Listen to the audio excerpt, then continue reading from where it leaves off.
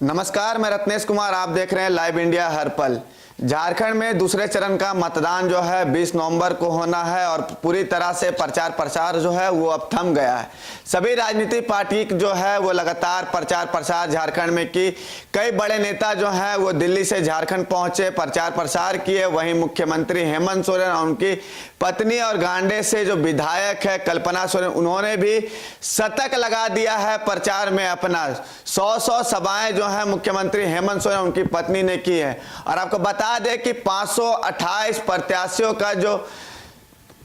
का जो किस्मत है वो कल झारखंड की जनता जो है वो तय करे कि झारखंड की जनता जो है 38 विधानसभा सीटों से किनको विजयी बनाकर झारखंड विधानसभा में भेजती है, कौन उनके हित का काम करेगा। कल झारखंड की जनता सुबह 7 बजे से शाम के 5 बजे तक तय करेगी। मुख्यमंत्री हेमंत सोरेन की किस्मत जो है कल झारखंड की जनता तय करेगी, तो वहीं कल्पना सोरेन की भी किस्मत जो है कल झारखंड की जनता तय करेगी। तो आपको बता दें कि भारतीय जनता पार्टी के जो प्रदेश अध्यक्ष है बाबूलाल मरांडी, तो वहीं विपक्ष के नेता जो है अमर कुमार बावरी, उनकी भी प्रतिष्ठा जो है वो दांव पर लगी हुई है और कल झारखंड की जनता जो है वो तय करेगी। इसी पर चर्चा करने के लिए हमारे वरिष्ठ सहयोगी रेखा मिश्रा है। हम इनसे ही जानते हैं कि प्रचार प्रसार जो है वो अब थम गया है। झारखंड में कई चुनावी सभा हुए, कई राज्यों के मुख्यमंत्री झारखंड पहुंचे, कौन जनता को अपनी बातों में लाने में सफल हो पाया। रेखा, झारखंड में चुनावी प्रचार जो है वो अब थम गया है। कल जो है वो वोटिंग होना है 38 सीटों पर। कौन से नेता जो है जनता को लुभाने में सफल हो पाए, क्योंकि मैया सम्मान एक तरफ जो है मुख्यमंत्री हेमंत सोरेन बता रहे हैं, जेल का जवाब जीत से बता रहे हैं, तो भाजपा जो है परिवर्तन यात्रा के माध्यम सत्ता में आना चाहती है। बिल्कुल, देखिए आपने सही कहा रत्नेश। सवाल आपका था कि कौन से नेता जनता को लुभाने में सफल हुए हैं। इसका फैसला अभी नहीं हो सकता। इसका फैसला 23 नवंबर को ही होगा कि कौन सा नेता जो है वो लुभाने में सफल हुए हैं। लेकिन सबसे बड़ी बात है कि जो दूसरे चरण के मतदान का प्रचार प्रसार है अब वो खत्म हो चुका है। अब जो प्रत्याशी है वो डोर टू डोर जाकर के कैंपेन कर सकते हैं।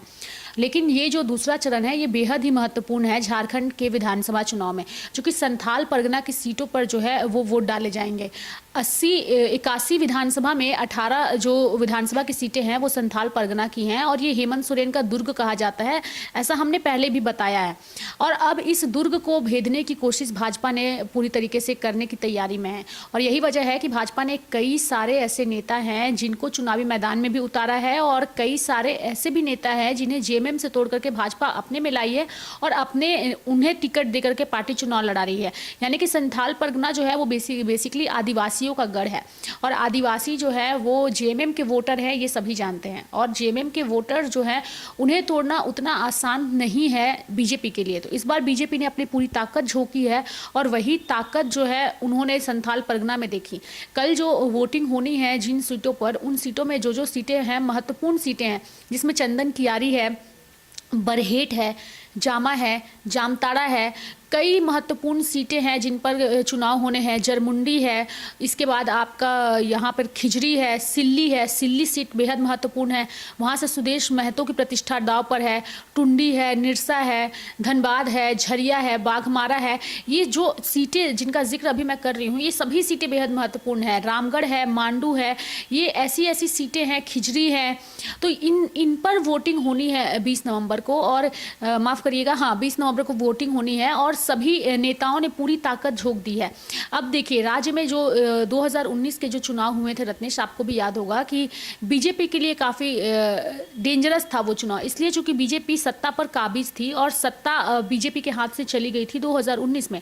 लेकिन 2024 में बीजेपी जो है वो पूरी तरीके से वो तैयार है। यानी कि अभी फिलहाल 2023 चल रहा है, लेकिन 2023 का ये जो चुनाव है वो भाजपा के लिए इसलिए महत्वपूर्ण है क्योंकि भाजपा ने जिस तरीके से जनता के बीच अपने मैनिफेस्टो को रखा है, अपनी बातों को रखा है और जो मुद्दे उठाए हैं हेमंत सोरेन को लेकर के, वो मुद्दे बेहद ही महत्वपूर्ण हैं।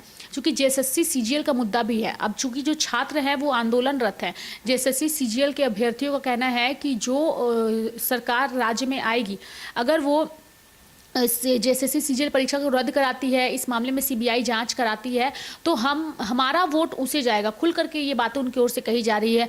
तरह तरह के विज्ञापन भी चलाए जा रहे हैं, यानी कि जनता को लुभाने की पूरी कोशिश जो है वो भाजपा की ओर से की गई है। और दूसरी ओर अगर हेमंत सोरेन की बात करें, कांग्रेस पार्टी की बात करें, तो हालांकि कांग्रेस के नेता भी प्रचार प्रसार किए, लेकिन जिस तरीके से हेमंत सोरेन और कल्पना सोरेन ने किया, उस स्तर तक कांग्रेस पार्टी के नेता नहीं कर पाए। जो लोकप्रियता कल्पना सोरेन और हेमंत सोरेन की राज्य में है, वो लोकप्रियता अन्य कांग्रेसी नेताओं की नहीं है। और इसी वजह से जो सोशल मीडिया पर भी जो छवि बनी रही नेताओं की, उसमें सबसे ज्यादा अगर कोई नेता चर्चा में रहा महागठबंधन से, तो वो कल्पना सोरेन है। यानी कि कल्पना सोरेन की जनसभाओं में इतनी ज्यादा भीड़ दिखी, उनकी एक्टिवनेस इतनी ज्यादा नजर आई कि वो जनता को बेहद पसंद आया। और जब महिला चुनाव प्रचार प्रसार करती है, लोगों के बीच पहुंचती है, तो वो लोगों को काफी आकर्षित भी करता है। और यही वजह रही कि कल्पना सोरेन की सभाओं में भीड़ पहुंची, उनकी लोकप्रियता और ज्यादा बढ़ी और लोग उन्हें सुनने के लिए भी पहुंचे। जिन मुद्दों को कल्पना सोरेन ने उठाया, वो मुद्दे भी बेहद महत्वपूर्ण रहे। देखिए, राज्य में जेएमएम की सरकार थी, महागठबंधन की सरकार थी, लेकिन इससे पहले मैया सम्मान योजना नहीं आया। कल्पना सोरेन के आने के बाद, जब से उन्होंने पूरी बागडोर संभाली और जेल से हेमंत सोरेन के आने के बाद मैया सम्मान योजना शुरू किया गया। यानी कि एक महिला की एंट्री के बाद, जो कि बड़े स्तर पर उसकी एंट्री होती है, और उसके बाद मैया सम्मान योजना आता है, तो उसका लाभ महिलाओं को मिलता है। अब घर बैठी महिलाएं जो कोई कामकाज नहीं कर रही है और उनके अकाउंट में अगर 1000 रुपए आ रहे हैं, तो उनके लिए बड़ी बात है। अब चूंकि एक राज्य में स्थापित सरकार है जो सबको 1000 रुपए दे रही है, और वो कह रही है कि जीतने के बाद हम इस अमाउंट को और बढ़ा देंगे, तो अब जिनके खाते में वो पैसे आ रहे हैं, वो चाहेंगे कि हम हेमंत सोरेन को अपना वोट दें, ताकि वो पैसे हमारे पास आए। और एक सत्ता में आने के लिए कहती है कि अगर हम आएंगे तो ये देंगे और मिल रहा है, दोनों में अंतर है। तो ये एक महत्वपूर्ण जो साबित हुआ है हेमंत सोरेन के लिए, वो है। और कल का चुनाव जो होने वाला है रत्नेश, वो बेहद ही महत्वपूर्ण है। और लाइव इंडिया भी हर एक सीट का आकलन जो है वो बेहतर तरीके से पहले भी किया है, और आगे भी हम करेंगे। और कल दिन भर भी हम ये तमाम खबरें भी अपने दर्शकों को दिखाएंगे, सुबह 7 बजे से ही।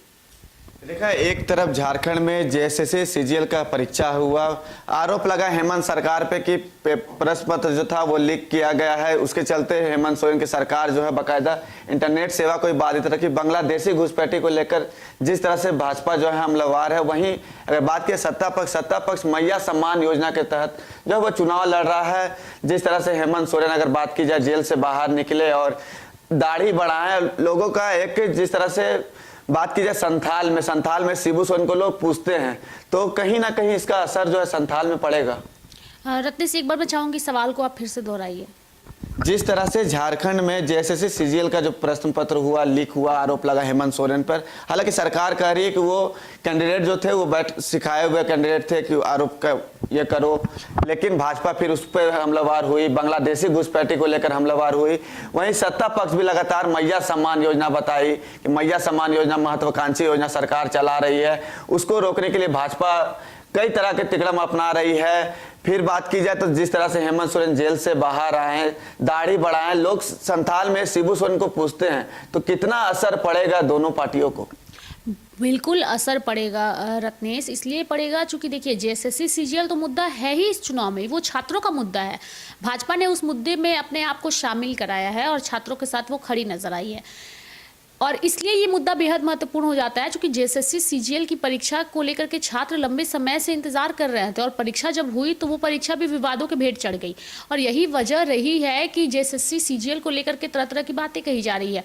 अब सबसे बड़ी बात ये है कि बीजेपी के लिए तो ये मुद्दा है ही, छात्रों का साथ भी उन्हें मिल रहा है, लेकिन हेमंत सोरेन ने भी पूरी ताकत झोंक दी है। क्योंकि कहा जा रहा था कि चुनाव से पहले जेएसएससी सीजीएल का रिजल्ट जारी कर दिया जाएगा, और अगर ऐसा किया जाता है तो छात्रों का उग्र आंदोलन होगा। लेकिन यहां पर हेमंत सरकार ने जेएसएससी सीजीएल का रिजल्ट जारी नहीं किया। इससे क्या हुआ कि उसे होल्ड रखने के बाद छात्रों को एक उम्मीद लगी कि हाँ, शायद इस पर कुछ और चीजें हो सकती हैं। और फिलहाल कोर्ट का भी फैसला जेएसएससी सीजीएल पर आया था, जो खबर हमने पहले भी दिखाई थी। और रही बात बीजेपी की, तो बीजेपी ने भी अपने स्तर से हर एक सीट पर मुआयना किया, हर एक वो प्रलोभन जनता को दिए जिससे इस चुनाव में उनकी नैया पार हो सके। चाहे वो सरना धर्मकोड की बात हो, चाहे वो 1 रुपए की रजिस्ट्री की बात हो या फिर आदिवासियों की बात हो, घुसपैठ को पूरी तरीके से खत्म करने की बात हो, अबुआ आवास के साथ राज्य में जो राज्य सरकार चला रही है, इसके अलावा हम आएंगे तो और क्या करेंगे, ये तमाम प्रलोभन राज्य की जनता को दिए गए हैं। तो इसका फायदा बेसिकली जो है वो जनता को होगा। अब हम विस्तार पूर्वक एक बार रत्नेश अपने दर्शकों को बताएंगे कि जो दूसरा चरण का चुनाव हो रहा है उसमें कई सारी महिलाएं भी चुनावी मैदान में ताल ठोक रही हैं। अब वो महिलाएं बीजेपी से भी हैं, जेएलकेएम से भी हैं और फिर जेएमएम से भी हैं और कांग्रेस से भी है। यानी कि इस चुनाव में महिला सशक्तिकरण आपको साफ तौर पे नजर आ रहा है। अगर हम उन महिला आरक्षित सीटों की अगर हम बात करें तो जहां पे महिलाएं चुनावी मैदान में ताल ठोक रही है उसमें निरसा है। निरसा सीट बेहद महत्वपूर्ण है चूंकि अपर्णा सेन गुप्ता बीजेपी की सीट पर कैंडिडेट है, महिला है और उसका लाभ भी उन्हें 2019 में इस सीट पर मिला है। यानी कि 2019 में और इससे पहले निरसा सीट पर कभी भाजपा का कमल नहीं खिला था, लेकिन अपर्णा सेन गुप्ता ने वहां आकर के कमल खिलाया। तो ये भाजपा के लिए उपलब्धि है और यही वजह है कि भाजपा ने इस बार भी उन्हें इस सीट पर टिकट दिया। दूसरी ओर अगर हम बात करें झरिया सीट की, और तो झरिया से रागिनी सिंह है, उनका मुकाबला पूर्णिमा नीरज सिंह से है। दोनों एक ही घर से आती हैं और दोनों ही महिला हैं और उन लोगों का दबदबा है वहां पर। चूंकि रागिनी सिंह बीजेपी की हैं और पूर्णिमा नीरज सिंह जो है वो कांग्रेस पार्टी से हैं, लेकिन इनका परिवार एक ही है, दोनों देवरानी जेठानी हैं, रिलेशन में दोनों आती हैं। तो ऐसे में आपस में देवरानी जेठानी के बीच मुकाबला है तो और ज्यादा दिलचस्प मुकाबला है और ये दोनों ही महिलाएं ताल ठोक रही हैं। दूसरी ओर अगर हम महगामा सीट की बात करें तो कांग्रेस ने मंत्री दीपिका पांडे सिंह को वहां से उतारा है और ये सीट भी बेहद महत्वपूर्ण है। दूसरी ओर रामगढ़ की अगर हम बात करें तो सुनीता चौधरी, चंद्रप्रकाश चौधरी की पत्नी है, वो चुनावी मैदान में ताल ठोक रही हैं। दूसरी ओर डुमरी में बेबी देवी है, यशोदा देवी है, ये सारी महिलाएं हैं जो चुनावी मैदान में हैं और ये सारी सीटें बेहद ही महत्वपूर्ण है। दूसरी ओर अगर हम इधर मांडर की तरफ आ जाते हैं तो बंधु तिर्की की बेटी है शिल्पी नेहा तिर्की। अगर हम थोड़ा बड़का गांव में जाते हैं तो वहां पर अंबा प्रसाद है चुनावी मैदान में। तो आप सोचिए कई सारी महिलाएं ताल ठोक रही हैं। रामगढ़ में सुनीता देवी का मुकाबला ममता देवी से है। तो ये सारी महिलाएं हैं जो आपस में टकरा रही हैं और महिला सशक्तिकरण जो है वो दूसरे चरण में साफ तौर पर नजर आ रहा है और ये बता रहा है कि अब महिलाएं भी जो है वो बढ़ चढ़ करके राजनीति में अपने वर्चस्व को लेकर लड़ाई कर रही हैं और यही वजह है कि दूसरे चरण में जिन लोगों को टिकट दिया गया है उनमें बड़ी संख्या में महिलाएं भी शामिल है।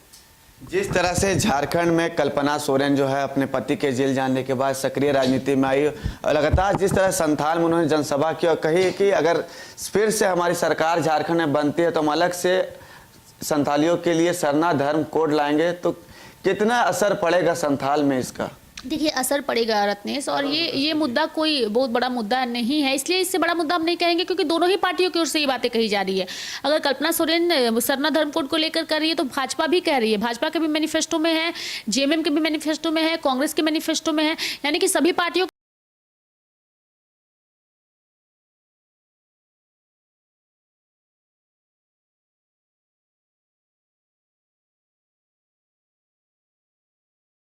मैनिफेस्टो में सरना धर्म कोड है। लेकिन सवाल यह है कि अगर आपके मैनिफेस्टो में चीजें रहती है तो वो अमली जामा तक क्यों नहीं पहुंच पाता है। क्योंकि अगर हेमंत सोरेन की बात करें तो उन्होंने विधानसभा से सरना धर्म कोड को पारित करके भेज दिया है, फिलहाल वो केंद्र में जाकर के लंबित है। और अगर भाजपा कहती है कि हम आएंगे तो ये लागू हो जाएगा, तो अगर भाजपा ये कहती है तो फिर ये अभी तक होल्ड क्यों था, क्या इसके पीछे की वजह थी, ये भी एक सवाल उठता है। और जनता के मन में है पेशा कानून को लेकर के भी कहा जा रहा है कि पंचायती राज को सशक्त करने के लिए भाजपा ने अपने मैनिफेस्टो में रखा है कि पेशा कानून भी भाजपा अगर आती है तो उसे शुरू करेगी। लेकिन पेशा कानून को लेकर भी लंबा आंदोलन राज्य में हुआ है और ये भी सारे पार्टियों के मैनिफेस्टो में है। तो मैनिफेस्टो में चीजों को रखना और कहना कि हम ये करेंगे और अगर चीजें अगर हो रही है तो इन सभी चीजों में काफी अंतर है रत्नेश। और सबसे पहली बात समझने की कोशिश है कि ये चुनाव सभी पार्टियों के लिए महत्वपूर्ण है और सभी पार्टियों ने इस पर अपनी ताकत लगा दी है। हालांकि असल फैसला जनता ही करेगी और जनता ही इसका फैसला करेगी कि 23 नवंबर को राज्य में किसकी सरकार बनती है। लेकिन ताकत जो सभी ने झोंकी है वो ताकत बेहतरीन है और कल संथाल परगना पर सबकी नजर टिकी हुई है, चूंकि वो हेमंत सोरेन का दुर्ग है और उस दुर्ग में बीजेपी कितनी सफल होती है ये सबसे बड़ी बात है। देखा, आखिरी सवाल है, बाबूलाल मरांडी राजधनवार से चुनाव लड़ रहे हैं और भाजपा के सबसे अहम कैंडिडेट हैं वो, उनके सामने निरंजन राय जो थे वो निर्दलीय चुनाव लड़ रहे थे, हालांकि उन्होंने बाद में अपना नामांकन वापस ले लिया। बाबूलाल मरांडी के राजधनवार सीट पर कितना मुश्किल हो रहा है? देखिए वहां पर जो समीकरण जो हमारी टीम ने भी निकाले हैं उसके मुताबिक राजधनवार सीट में काफी टफ फाइट है। अगर बाबूलाल सोच रहे हैं या भाजपा सोच रही है कि आसानी से उस सीट पर जीत हासिल हो जाएगी तो वो संभव नहीं है। इसलिए नहीं है क्योंकि राजधनवार एक ऐसी सीट है जहां पर सबसे ज्यादा उम्मीदवार चुनाव लड़ रहे हैं और कौन उम्मीदवार किसका वोट काटेंगे ये तो आने वाला वक्त तय करेगा। लेकिन बाबूलाल मरांडी के लिए वो कांटे की जंग है, क्योंकि आदिवासी चेहरा है बाबूलाल मरांडी और आदिवासियों के बीच उनकी पैठ को रखने के लिए, उनकी मजबूती को देख करके ही भाजपा ने उनकी पार्टी का विलय अपनी पार्टी में किया था और फिर उन्हें प्रदेश अध्यक्ष की जिम्मेदारी भी दी गई। और अब राजधनवार से वो जो चुनाव मैदान में है, तो आपको याद होगा कि जो बीजेपी के कार्यकारी अध्यक्ष बनाए गए हैं उनका नाम है रविंद्र राय जी। इन्होंने राजधनवार से बाबूलाल मरांडी को जब टिकट मिला था तो उसका विरोध किया था उन्होंने।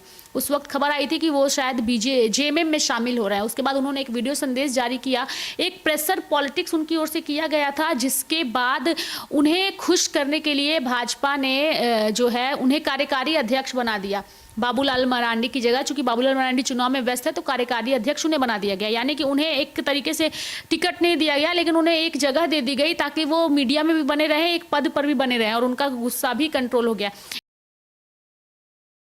यानी कि भाजपा ने जितने भी डैमेज कंट्रोल हुए उन तमाम डैमेज कंट्रोल को कंट्रोल करने की कोशिश की है और उसी में से एक सीट राजधनवार की सीट है जहां पे बाबूलाल हैं और बाबूलाल की सीट को बचाने के लिए ही रविंद्र राय को कार्यकारी अध्यक्ष बनाया गया। यानी कि जो डैमेज कंट्रोल भाजपा के नेता कर रहे थे उस डैमेज कंट्रोल को हिमंता बिस्वा शर्मा हो या शिवराज सिंह चौहान हो, सभी ने बचाने की कोशिश की है। लेकिन अभी भी उस सीट पर टफ फाइट है और उतना आसान नहीं है बाबूलाल मरांडी के लिए और उनकी भी प्रतिष्ठा इसलिए दांव पर है चूंकि उनके नेतृत्व में भाजपा ये विधानसभा चुनाव लड़ रही है। लोकसभा चुनाव भी उन्हीं के नेतृत्व में लड़ा गया था और पार्टी को हार का सामना करना पड़ा था।